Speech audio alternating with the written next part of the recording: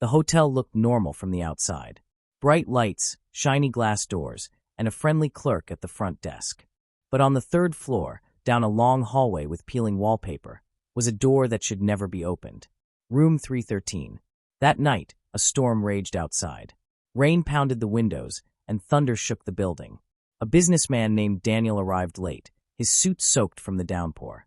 He dragged his suitcase across the lobby floor, eager for nothing more than a warm bed. "I need a room for the night," he told the clerk. The clerk froze, eyes darting nervously to the register. "We're full," he said quickly. Daniel frowned. "I just need one night. Anything will do." The clerk hesitated. Finally, with a sigh, he slid a key across the counter. "There's one room left. Room 313. But I must warn you." "Don't worry," Daniel interrupted with a tired smile. "I've stayed in worse." He grabbed the key and left before the clerk could finish his sentence. Upstairs, the hallway to room 313 was strangely cold. The lights flickered overhead, buzzing like dying insects. Daniel stopped in front of the door. The brass numbers 313 were scratched and worn, as if someone had tried to rip them off. He turned the key and pushed the door open. The room smelled of damp wood and something faintly metallic, like blood.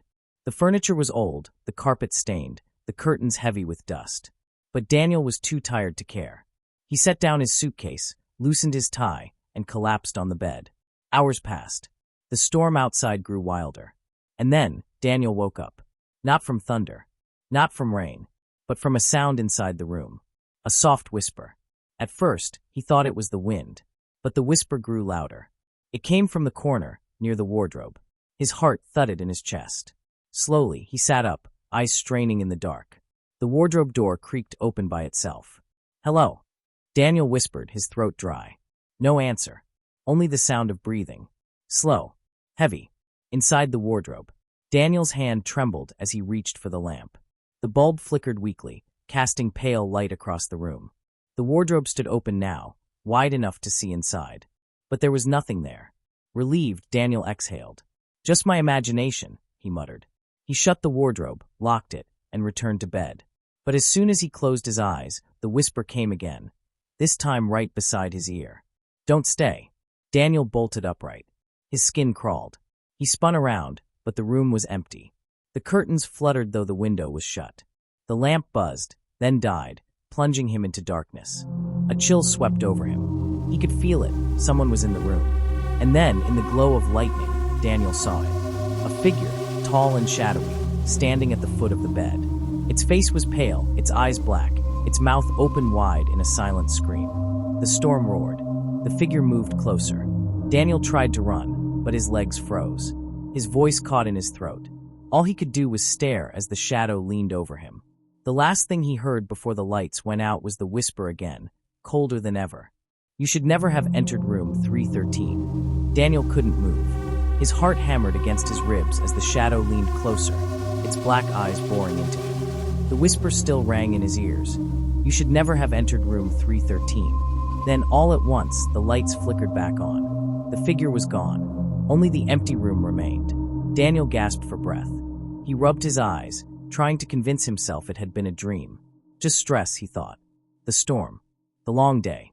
His mind playing tricks. But deep down, he knew what he had seen was real. He decided to leave. He didn't care about the rain outside. He didn't care if he had to drive all night. He just wanted out. He threw his clothes back into his suitcase and grabbed the door handle. But it wouldn't turn. He twisted harder, pulling, yanking. The knob refused to budge. The door was locked from the inside. Panic gripped him. "What's going on?" he muttered. He rattled the handle again and again, but the door wouldn't open. And then the whisper returned. "You can't leave." Daniel spun around. The curtains fluttered though the window was shut tight. The mirror above the desk began to fog, as if someone were breathing on the glass. Slowly, letters formed on the surface, written by an invisible hand. "Stay with US." Daniel's stomach dropped. He stumbled back, knocking over the lamp. The bulb shattered, and darkness rushed in once more.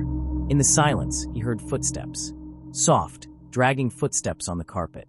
But this time, not just one pair. Many, surrounding him. "Who's there?"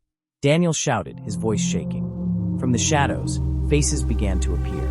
Pale, hollow-eyed, whispering voices filling the air. Men, women, even children. Dozens of them, all crammed into the small room. Their clothes were old-fashioned, tattered, some stained with blood. Daniel backed into the corner, terror flooding his body. "Please, please let me go," he begged. A woman stepped forward. Her eyes were lifeless, her smile broken. "No one leaves room 313, she whispered. "We tried.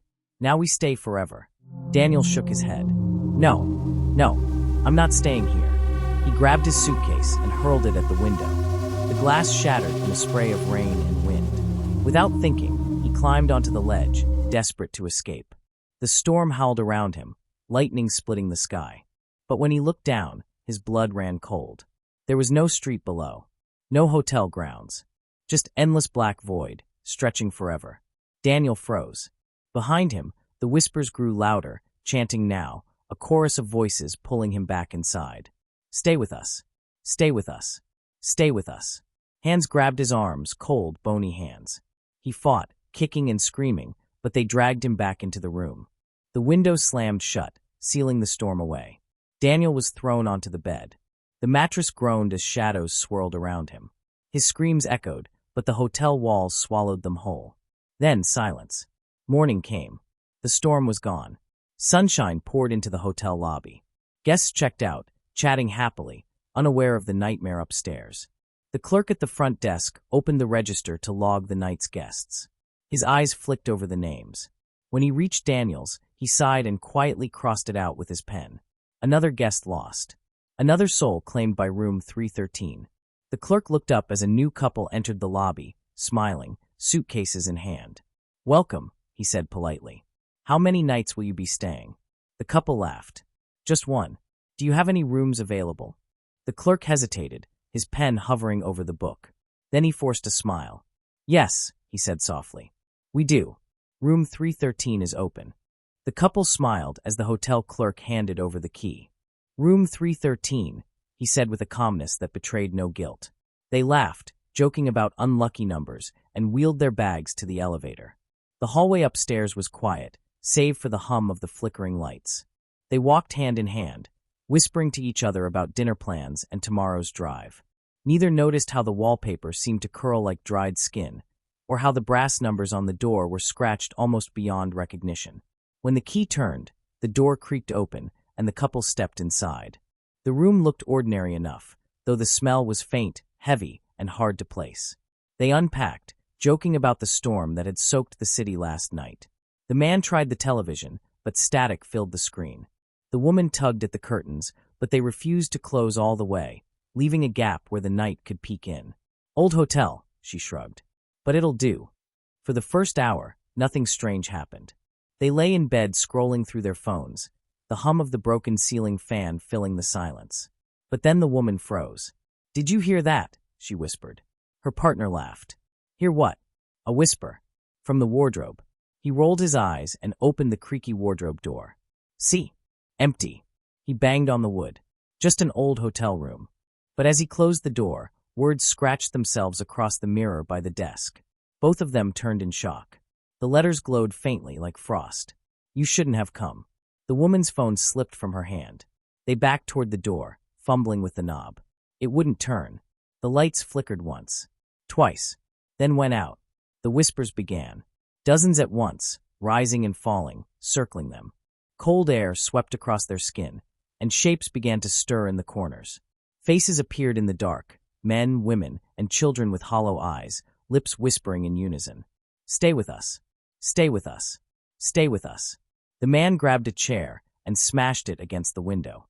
Glass shattered, but instead of city lights outside, there was only the same endless black void Daniel had seen the night before. The woman screamed, backing away. Her voice was drowned by the chorus of whispers. The shadow figure appeared at the foot of the bed, taller than the rest, eyes like deep pits, mouth stretched into a silent scream. The couple clung to each other as the ghosts closed in. Cold hands reached for their arms, their faces, their throats. And then, the room fell silent. The next morning, the hotel lobby bustled with life once more. Guests ate breakfast. Children ran laughing through the halls. The storm was gone, as if it had never existed. At the front desk, the clerk opened the register. He glanced at the names of last night's guests, shook his head slowly, and drew a neat line through two more. He closed the book with a soft thud. His face was calm, but his eyes betrayed something darker, resignation, perhaps even fear. He looked toward the elevator and whispered to himself, "Room 313 always hungers." And then, as the front doors opened, another traveler entered the lobby, suitcase rolling behind him. The clerk straightened his tie, forcing a smile. "Welcome," he said warmly. "We do have a room available. You'll be staying in 313. The lobby filled with light and laughter. But upstairs, behind the closed door of room 313, the whispers had already begun again.